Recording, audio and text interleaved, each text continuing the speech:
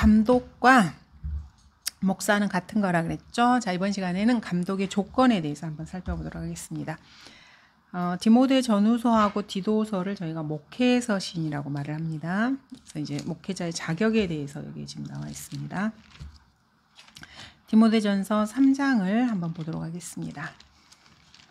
3장 1절부터 7절까지 보시면은 이상적인 목자, 이상적인 목사를 위한 자격이 지금 여기 나와 있습니다.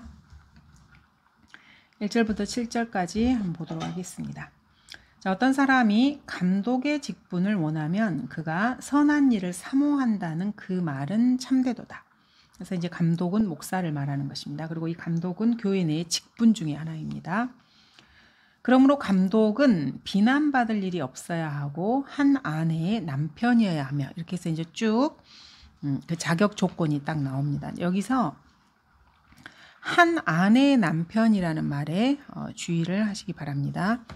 이거는 한 번 결혼한 사람이 아니라는 그 개념을 먼저 아셔야 돼요. 이 한 아내의 남편이라는 이 말에 매여 가지고 미국에서는 목사가 이혼을 하면은 목사의 자격이 없다고 말을 해요. 그래서 러커만 목사님 같은 경우에도 이 사람들한테 어마어마하게 공격을 받았어요. 결혼을 3번 하셨거든요. 러커만 목사님이 두 여자한테 버림을 당한 거예요. 그때 질문하셨을 때 그 이혼의 성경적인 이혼의 조건에 대해서 몇 가지를 봤었잖아요. 사망하면 당연히 이혼이 성립이 되는 거고, 둘 중에 한 사람이 간음을 해도 이혼이 성립이 되는 거고, 둘 중에 한 사람이 상대방을 버려도 이게 이혼이 성립되는 거예요. 그 다음에 이제 그 성경을 믿지 않는 사람이 성경을 믿는 그리스도인에게 이혼을 요구했을 때도, 배우자에게 이혼을 요구했을 때도 바울이 그렇게 하라고 말을 하거든요. 그래서 이 4가지가 가능합니다. 내 선에서는 잘했는데 상대방이 나를 버려버리면 내 입장에서 어떻게 할 수가 없잖아요, 이거를. 그러면 이혼이 성립이 되는 거예요. 근데 이걸 가지고 한 아내의 남편이어야 돼서 아내가 한 명이었어야만 한다, 이런 말이 아니라는 거예요. 이거는 지금 현재 아내가 있는 남자여야 된다, 이런 말이에요. 그래서 이제 이거는 조금 예외이긴 한데 가능하면 목회를 하려면 결혼을 하는 게 맞아요. 결혼을 하지 않고 목회를 하면 어려움들이 이렇게 더 많이 있고 이렇게 하기 때문에, 그리고 한 아내의 남편이어야 하기 때문에 여자는 목회를 하면 안 돼요.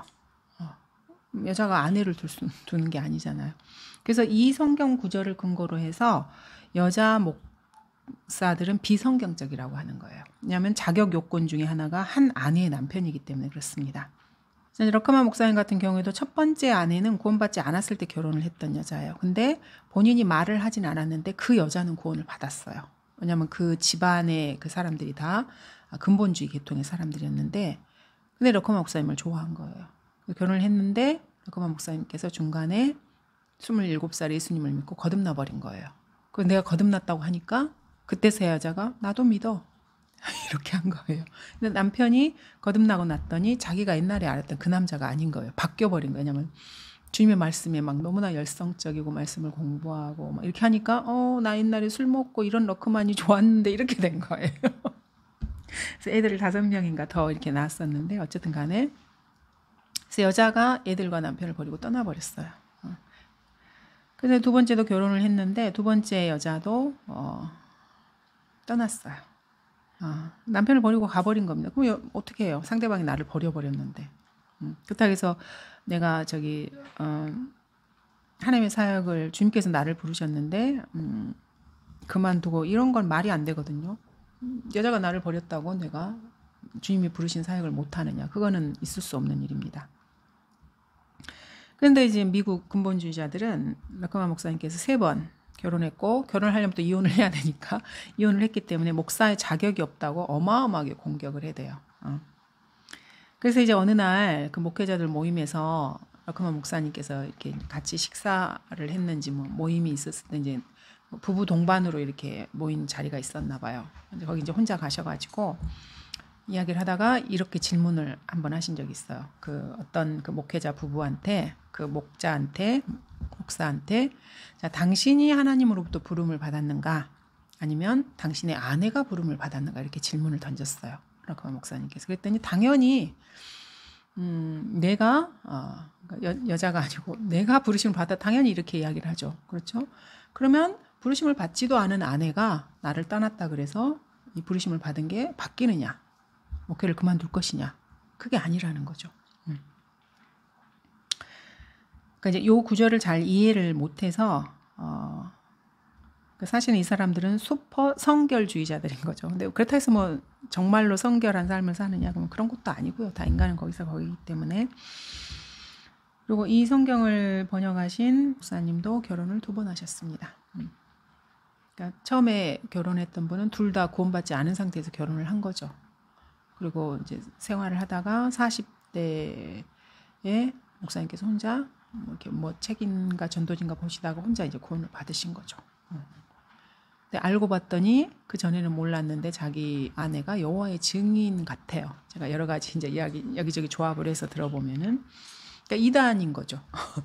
구원 안 받았을 땐 전혀 상관이 없었던데 구원을 받고 나니까 이제 어마어마한 걸림돌이 되는 거죠. 그게 이게 그래서 툭하면 이제 목사님이 자기 가정사 이야기는 거의 안 하시는데 인력으로 안 된다는 이야기를 가끔 하셔요.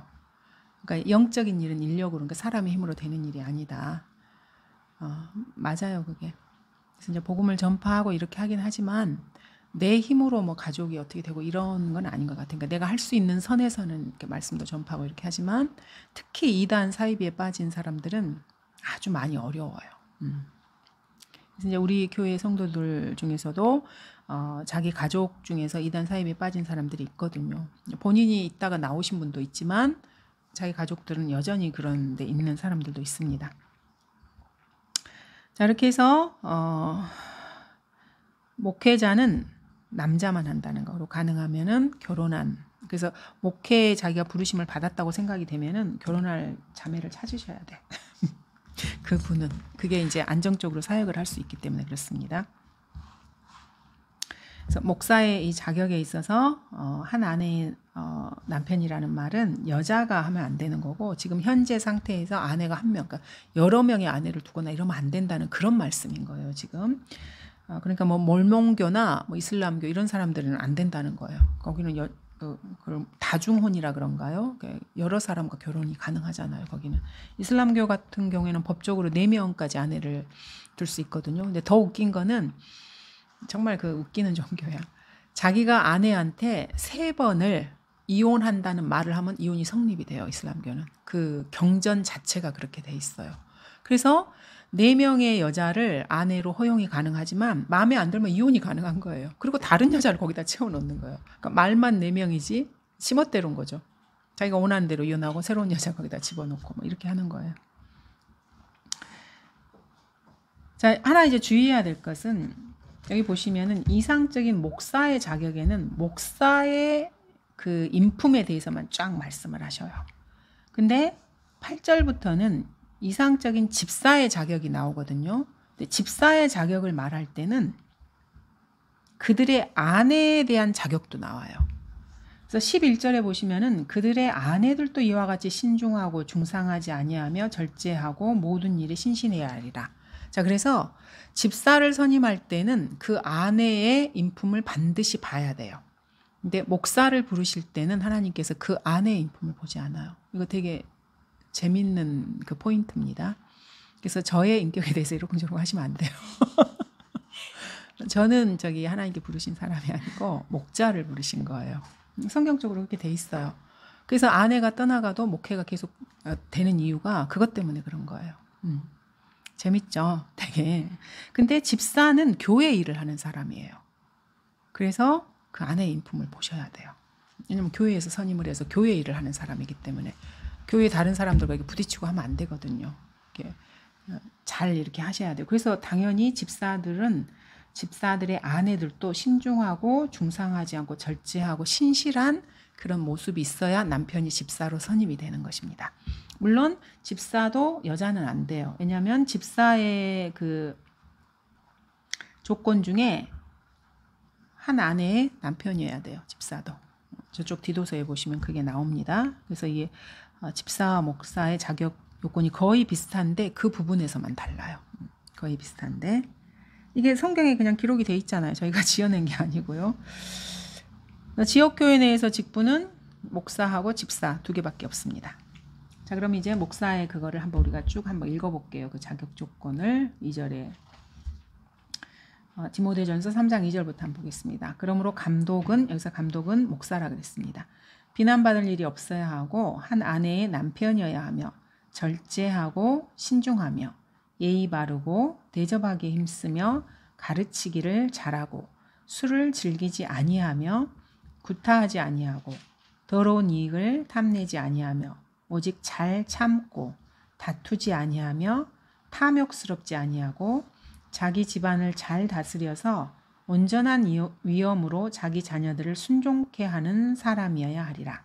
사람이 자기 집안을 다스릴 줄 모르면 어떻게 그가 하나님의 교회를 돌볼 수 있으리요. 초신자여서도 아니 되나니 이는 그가 교만으로 높아져 마귀의 정죄함에로 빠질까 함이라. 그래서 한 아내의 남편이어야 되고요. 예수님을 믿은 지 어느 정도 연륜이 좀 있어야 돼요. 그러니까 초신자들은 예수님을 믿은 지 얼마 안 된 사람들은 잘못하면은 그 교만하게 되어서 말씀을 좀 공부하다 좀 안다 싶으면 교만하게 되어서 그 마귀의 올무에 빠질 수가 있기 때문에 연륜이 조금 있는 사람이 좋습니다. 7절 보시면 또한 외부 사람들로부터도 좋은 평판을 받아야 할지니 이는 그가 비방과 마귀의 올무에 빠지지 않게 하려는 것이라. 이렇게 해서 이제 이상적인 목사의 자격 조건이 이렇게 쫙 나옵니다. 물론 이 중에 뭐 이렇게 몇 개씩 안 맞을 수도 있어요. 그렇지만 그 사람을 부르신 분은 하나님이시라는 걸 알아야 돼요. 이렇게 하면은 너무나 좋은 거고요. 100% 이렇게 하시면은. 자, 그다음에 이제 집사의 조건을 보도록 하겠습니다. 8절부터 한번 쫙 그냥 읽어볼게요. 있는 그대로 이렇게 되어 있으니까. 이와 같이 집사들도 신중하고 일구이연하지 아니하며 술에 임박이지 아니하고 더러운 이익을 탐내지 아니하며 순수한 양심 안에 믿음의 신비를 가진 사람이어야 하느니라. 이런 사람들을 먼저 관찰해보고 그 후에 비난받을 것이 없으면 집사의 직분을 수행하게 할지니라 라고 말씀하십니다. 그리고 12절에 보시면 집사들은 한 아내의 남편으로서, 그러니까 집사도 여자는 집사를 하면 안 돼요. 남자만 하는 것입니다. 주님께서 공식적으로 세우신, 그러니까 공식적인 거예요. 비공식적인 게 아니고 공식적으로 세우신 직분은 다 남자들이 하는 것입니다. 여자들은 하지 않습니다. 다행이죠. 자신의 자녀와 집안을 잘 다스려야 할지니라. 집사의 직분을 잘 섬긴 사람들은 자신들을 위하여 좋은 지위를 얻고 또 그리스도 예수 안에 있는 믿음 안에서 큰 담력을 얻느니라 라고 이제 조건을 이렇게 말씀하십니다. 자, 집사라는 말은 영어로는 이게 디컨이에요. 디컨이라는 건데 그 뜻이 먼지 속을 달리는 자예요. 사람이 먼지 속을 달리지, 즉 열심히 일하는 사람이에요. 먼지 구덩이에서. 그러니까 목사가 말씀과 기도에 전념할 수 있도록 교회에 잡다한 일들을 집사가 해주는 거예요. 그러니까 일꾼이에요. 그러니까 사실은 종처럼 열심히 이렇게 일하는 사람을 집사라고 말을 하는 거예요. 근데 이제 우리나라에서는 집사를 무슨 직분이라 그래가지고 자기가 성도들을 이렇게 성도 위에서 권위를 행사하는 사람이 집사라고 잘못 생각하고 이건 너무너무 잘못된 거예요. 목사가 말씀과 기도에 전념을 해야 교회가 영적인 부분에 있어서 삐그덕거리지 않고 이게 운영이 되거든요. 근데 목사도 사람이기 때문에 모든 시간을 다 모든 일에 다 쓸 수가 없어요. 해야 될 일이 많이 있잖아요. 저희 교회도 마찬가지고. 그럼 누군가가 말씀과 기도, 물론 우리 모두가 말씀과 기도에 이렇게 전념하고 이렇게 살지만 특히 목사가 그 일을 전념할 수 있도록 성도 모두가 사실은 도와줘야 돼요. 그게 나의 영적 유익을 위해서 그러는 거예요. 교회 전체를 세우기 위해서요. 특히 집사 같은 경우에는 직분을 가지고 그 일을 하는 사람이에요. 근데 저희 교회는 공식적으로는 아직까지는 집사가 없습니다. 그래서 처음에는 목사가 집사 역할을 같이 하는 거예요. 사람이 없으니까. 말씀도 준비하고 기도도 하고 그러면서 교회 잡다한 일도 같이 하는 거예요. 근데 이제 교회 규모가 조금 커지고 이렇게 하면 그 일을 공식적으로 해줄 사람이 필요해요. 여러 가지 잡무나 이런 것들. 그래서 시간을 뺏기지 않도록 도와줘야 돼요. 성도들 같은 경우에도 이제 처음에는 잘 모르고 이렇게 하니까 상담도 자주 하고 기도도 부탁하고 이렇게 하지만 어느 정도 성장을 하시면은 자기가 스스로 설 수 있는 그게 되면은 가능하면 목사에게 자기 목사의 시간을 뺏지 않도록 이렇게 해주셔야 돼요. 그래야 목사가 말씀과 기도에 전념해야 설교도 능력 있는 설교를 하고 성경 공부도 성도들에게 잘 맞게 이렇게 준비할 수 있는 그 시간적인 여유를 주셔야 돼요. 그게 나의 영적인 유익이 되는 거예요. 단순히 목사를 위해서 그렇게 하라 그게 아니고, 그래서 교회 전체가 목사의 생활을 책임지는 그 교회가 사실은 좋아요. 왜냐하면 그게 그냥 뭐 이렇게 뭐 월급을 받는 목사 이런 개념이 아니고, 목사가 다른 직업을 갖지 않아야 이게 전념을 할 수가 있거든요. 안 그러면은 세상 일 하면 번잡스럽고 생각할 것도 많고 막 이러잖아요. 그렇게 막 이렇게 하다 보면은 말씀에 이렇게 전념을 못하게 될 경우가 있어요. 그래서 가능하면 말씀에 전념할 수 있도록 그렇게 여건이 되면은 그거를 해주는 게 훨씬 더 좋다는 것입니다. 근데 이제 우리나라에서 보면 어느 이제 프로그램을 얼핏 하나 봤는데, 요즘 추세가 그 목자가 이게 큰 교회는 당연히 이제 알아서 뭐 수억씩 막 이렇게 착복하고 막 이러잖아요. 그러니까 그것 때문에 아마 이런 게 나온 것 같아요. 목사가 교회에서 월급을 받지 않는 목사가 이렇게 뭐 좋은 목사인 것처럼 이렇게 프로그램을 만들어서 이렇게 하더라고요. 그래서 뭐 교인들하고 잘 소통하고 자기가 직업을 가지고 있으면서 교회를 하는 그게 뭐 이상적인 것처럼 이렇게 프로그램을 만들어서 이렇게 나온 거를 제가 봤어요. 근데 그거는 아주 비성경적인 거예요. 그러니까 그 사람은 말씀을 준비 안 해도 되는 사람이에요. 그 사람은. 그러니까 세상 직업을 가지고 하루 종일 거기서 일하고 이렇게 하면서도 교회 운영이 가능한 거예요. 말씀이 필요 없거든요. 그런 교회는. 근데 이제 성경대로 믿는 교회들이라고 하는 데서도 목사가 처음에 이제 파송을 했을 때 그 안수를 안 주고 한다 그랬잖아요. 그래서 증거를 보여야 그 다음에 안수를 준다 그랬잖아요. 그래서 처음에 직업을 가지고 하는 사람들이 많이 있어요. 그래서 지금도 뭐 직업을 가지고 일하는 사람들도 있고요. 근데 그게 뭐 나쁘거나 그러진 않아요. 근데 교회가 형편이 되면은 교회 사역만으로도 충분히 될 수 있도록 해주는 게 맞아요. 그게. 그래야 기도와 말씀에 전념해서 교회가 좀 더 하나님의 사역에 집중할 수 있거든요. 그렇다는 것입니다. 그래서 그 사람들이 뭐 이제 바울이 천막을 만드는 일을 해서 자기 생계비를 자기가 충당을 한 게 맞아요. 그리고 또 후원을 받아서 하기도 했고요. 근데 그런 거를 예로 들어서 목사가 이렇게 교회에서 수고비를 받고 이러는 것들이 비성경적인 것처럼 세상 사람들이 그렇게 꾸며내요. 그 사람들 입장에서는 그러는 거예요. 그 사람들은 모르지만 사실 그 뒤에서 마귀가 이렇게 다 역사를 하는 거거든요. 그래서 성경적인 교회에서도 마치 그렇게 해야 되는 것처럼 은연중에 이런 거를 심어주는 거예요. 근데 그렇지 않다는 것입니다. 저희가 이제 고린도서 이쪽에서 이렇게 쭉 본 것처럼 사역을 하는 사람을 주님께서 이렇게 먹여주시는 건 그거는 당연한 거예요. 그래서 그거를 막 아니다고 생각을 하고 그런 건 아니라는 것입니다. 그래서 이제 집사 같은 경우에 그 뜻이 먼지 속을 달리는 자라 그랬잖아요. 그래서 열심히 일하는 사람이에요. 누구 위해서 권위를 행사하는 사람이 절대 아닙니다.